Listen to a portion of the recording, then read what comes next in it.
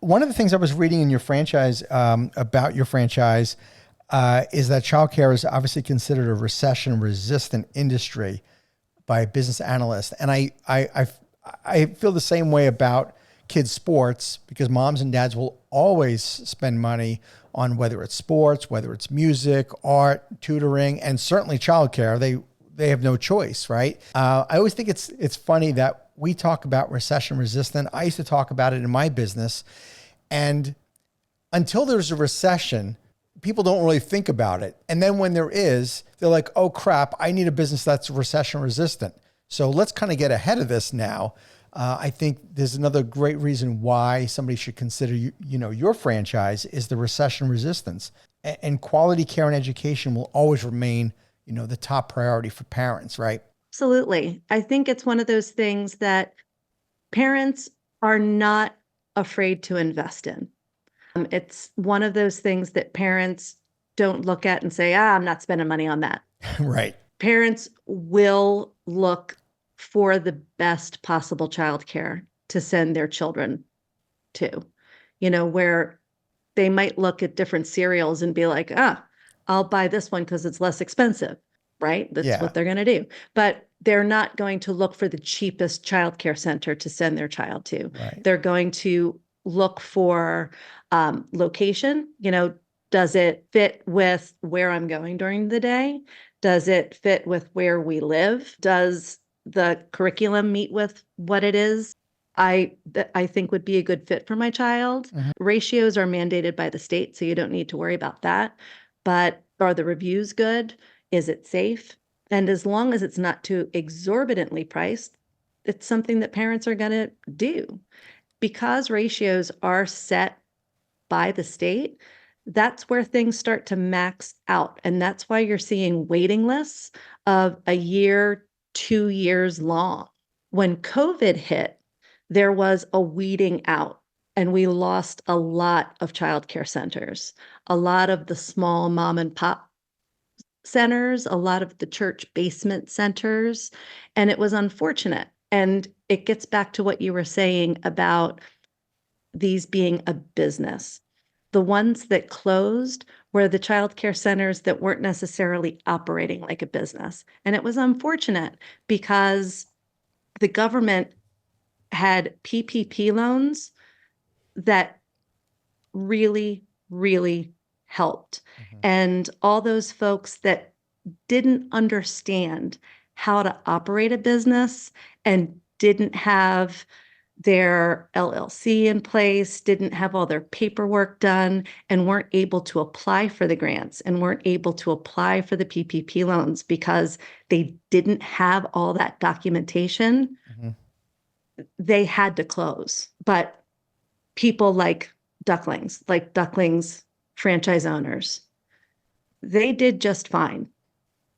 We helped them get through the pandemic, and actually it was how we got our start. We opened our very first franchise locations in 2020. So it was baptism by fire.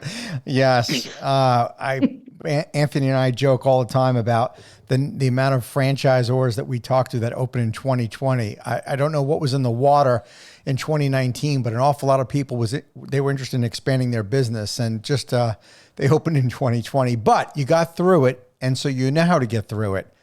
Your industry, though, has been one of the few industries that you can say has been extremely stable. But are there any trends or anything that you've seen? I mean, you've been in the business since 1998. Is there any trends or anything you see that the industry is going that's been different in the past 20, 25 years?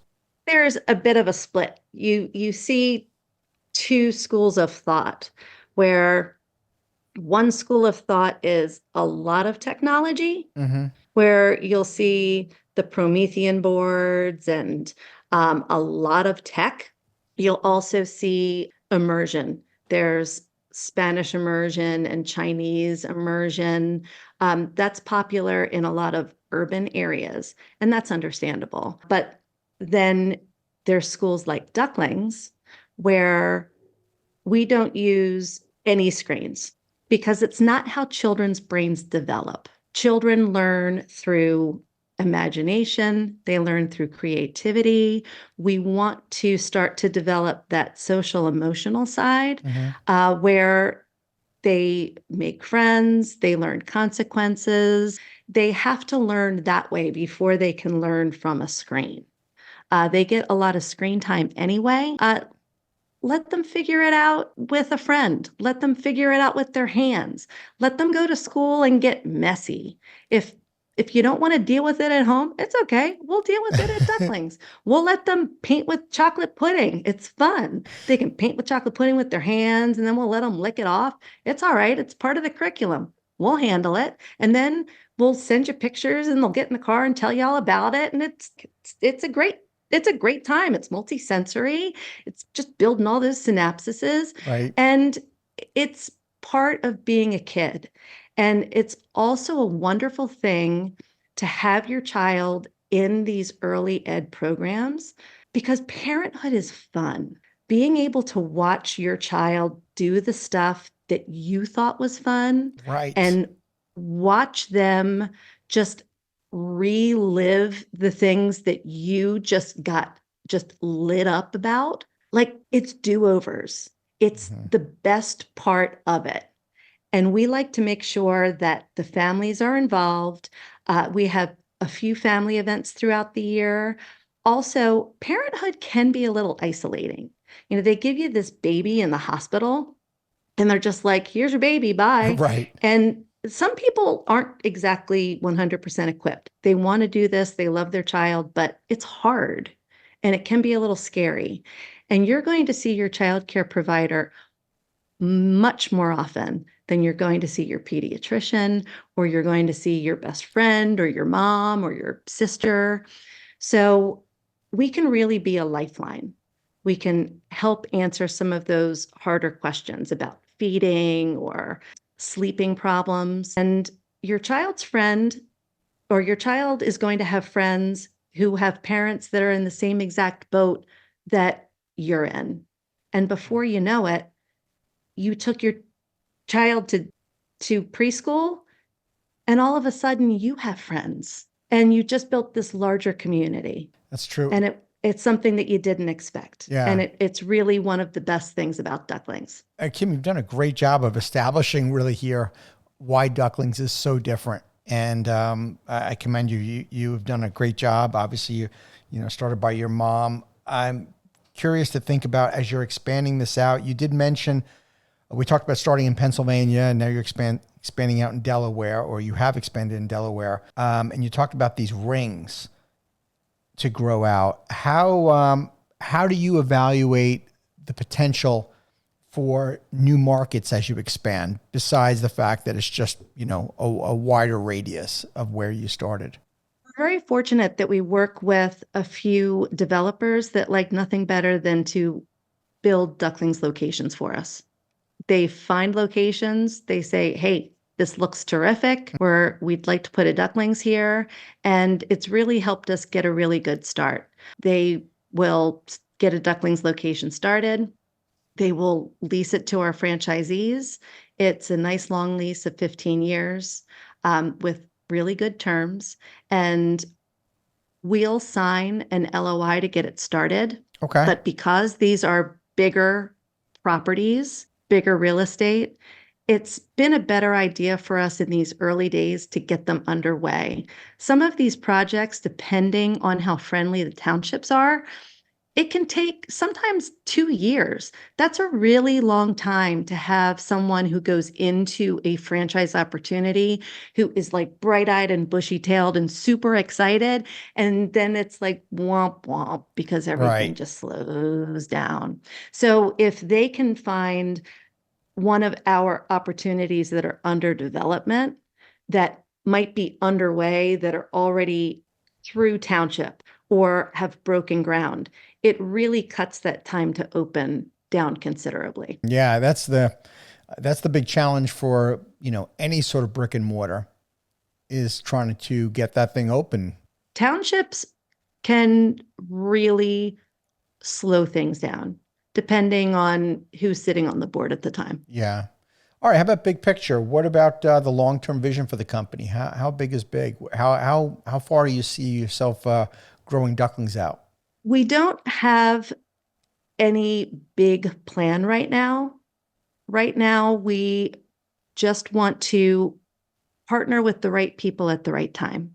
We want to do slow and steady growth, just growing out those rings a Hmm. little at a time so that when these locations get full and we open the next one 5 miles away, we're kind of solving a few problems at the same time. So we have an existing location that might have a 2-year long wait list. And there's nothing worse than every time the phone rings to have to constantly say no to people. Like it's killing our franchisees. They hate it. But to be able to tell people, oh, well, we have this new location, it's opening 5 miles away. If you can get started there, and I'll call you as soon as something opens up here, we've done two things. We've helped the existing franchisee. Then you've given the new franchisee an opening enrollment boost that is priceless. Absolutely. They're also benefiting from brand recognition. You're cutting down on their grand opening marketing cost because you don't have to do as much if you're already getting that word of mouth marketing out. Hmm. It's helping. Just that rollover, overflow enrollment is really helping everyone out. Thank you for tuning into the Emerging Franchise Brands podcast. For additional insights, guest applications, and to stay connected, visit us at efbpodcast.com. The Emerging Franchise Brands podcast is for entertainment purposes only, and the views expressed do not necessarily represent those of Emerging Franchise Brands, its host Frank Fumey, or Emerging Franchise Group, LLC. Any discussed franchise or investment opportunity requires thorough investigation, obtaining proper disclosure documents, and expert consultation before making any investment decisions. The podcast and its host do not offer professional advice or endorsements, and they hold no responsibility for actions, representations, accuracy, or consequential damages related to the podcast content.